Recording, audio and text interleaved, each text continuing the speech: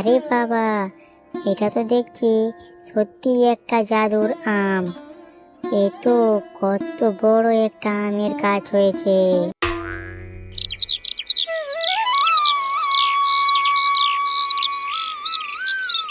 একটা খাবো, দুটো খাবো, যা পাবো তাই চিবিয়ে খাবো।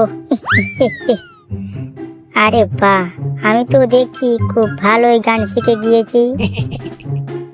একটা খাবো, দুটো খাবো, যা পাবো তাই চিবিয়ে খাবো। একটা খাবো, দুটো খাবো, যা পাবো তাই চিবিয়ে খাবো। ধুর, অনেকক্ষণই তো গান গাইছি, কিন্তু এখনো তো কিছু পেলামই না। কি আবার চিবিয়ে খাবো? আরে ওই তো পেয়েছি পেয়েছি, উঁচু গাছের ডালে কত সুন্দর একটা চকমকে আম। দেখেই তো জিভে জল চলে এসেছে। কিন্তু আমটা তো অনেক উঁচুতে আছে, ওই আমটা পাড়া তো আমার পক্ষে সম্ভব নয়। তাহলে কি আমটা আমি খাবো না? না না না, অনেক খোঁজাখুঁজির পর একটা খাবার পেয়েছি। এই খাবারটা হাতছাড়া করলে তো আর খাবার পাওয়া যাবে না। যেভাবেই হোক আমাকে ওই আমটা পাড়ার ব্যবস্থা করতে হবে, না হলে তো আজকের দিনটা আমায় খালি পেটেই কাটাতে হবে। কিন্তু কি করব এখন? এত উঁচুতে তো আমি উঠতেও পারবো না। এত উঁচুতে যে কেন আমটা ধরেছে, একটু নিচে ধরলেই পারতো। কি করি কি করি কি করি? কি হে শিয়াল ভাইয়া, এখানে গাছের নিচে দাঁড়িয়ে দাঁড়িয়ে কি ভাবছো?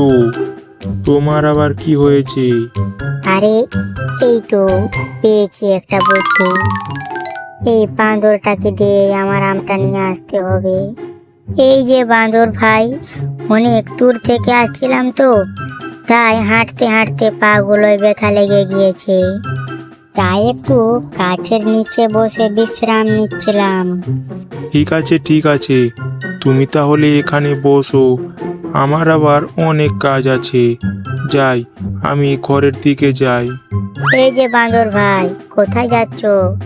একটু আমার কথাটা তো শোনো। আরে বলো বলো, তাড়াতাড়ি বলো, আমার ঘরে অনেক কাজ আছে। বলছি বলছি, ওই যে উঁচু ডালে দেখছো একটা আম ঝুলছে, আমায় ওই আমটা এনে দাও না বাঁদর ভাই। আমার না খুবই ক্ষুধা লেগেছে, আর ওই আমটাও আমার খুবই পছন্দ হয়েছে। আচ্ছা আচ্ছা, ঠিক আছে ঠিক আছে, তুমি আর মন খারাপ করো না, আমি আমটা এনে দিচ্ছি তোমায়। এই যে, এই নাও তোমার আম। তোমাকে অনেক ধন্যবাদ বাঁদর ভাই, তুমি আমার এত সাহায্য করার জন্য। আচ্ছা ঠিক আছে, এবার তাহলে আমি ঘরে ফিরে যাই। ঘরে আবার আমার অনেক কাজ পড়ে আছে। যাই, আমটা ঘরে নিয়ে যাই।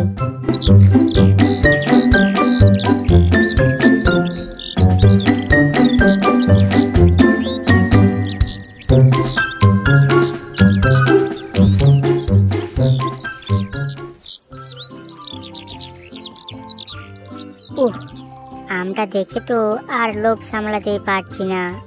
না না না, আর ধৈর্য ধরছে না। এবার আমটা আমায় খেতেই হবে। যাই যাই, আমটা কেটে খেয়ে নি।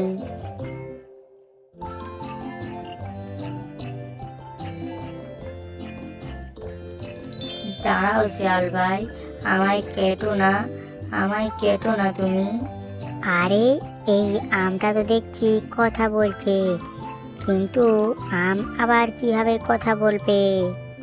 আমি হলাম জাদুর আম, তার জন্যই তো আমি কথা বলতেও পারি।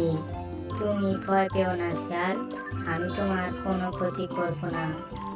কিন্তু তুমি আমায় কেটে খেও না শিয়াল। তুমি আমায় বাড়ির উঠোনে রেখে দাও, আর তারপর দেখবে সেখানে কত বড় একটা আমের গাছ হবে, আর সেই গাছে কত আম ধরে থাকবে। ওই আমগুলো তুমি বাজারও বিক্রি করতে পারবে। ওই গাছের আম কোনোদিনও শেষ হবে না, কারণ ওইগুলো জাদুর আম। আরে বাবা রে বাবা, এগুলো আবার কি করে সম্ভব? তুমি নিশ্চয়ই মিথ্যে কথা বলছো। না না শিয়াল, আমি মিথ্যে কথা বলছি না। না না, আমার তো মনে হয় তুমি তোমার জীবন রক্ষা করার জন্য এই কথাগুলো বলছো। না হলে কিভাবে আমের থেকে এত তাড়াতাড়ি এত বড় একটা আমের গাছ হবে? শিয়াল, তুমি আমায় বিশ্বাস করো। তোমার আমার কথা যদি নাই বিশ্বাস হয়, তাহলে তুমি আমায় তোমার উঠোনে রেখে এসো। আচ্ছা আচ্ছা, ঠিক আছে ঠিক আছে, তুমি যখন এত করে বলছো তাহলে আমি তোমায় উঠোনে রেখে দিই।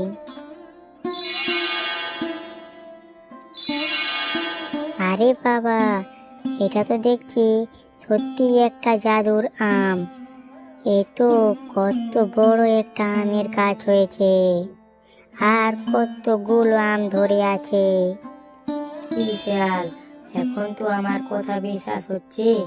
শোনো শিয়াল, এটা হলো একটা জাদুর আম গাছ। এই আমগুলো তুমি বাজারে বিক্রিও করতে পারো। আর এই গাছের আম কোনোদিনও শেষ হবে না। তুমি যতই আম পেড়ে বাজারে বিক্রি করো, তাও এই গাছের আম কোনোদিনও শেষ হবে না। আরে বাহ, তাহলে তো দেখছি এবার আমাকে আর কোনো কাজ করতে হবে না। এই গাছের আম নিয়ে বিক্রি করব আর জীবন কাটাবো। এবার তো দেখছি আমার মজাই মজা। তোমাকে অনেক ধন্যবাদ জাদুর আম গাছ, তুমি আমার এত সাহায্য করার জন্য।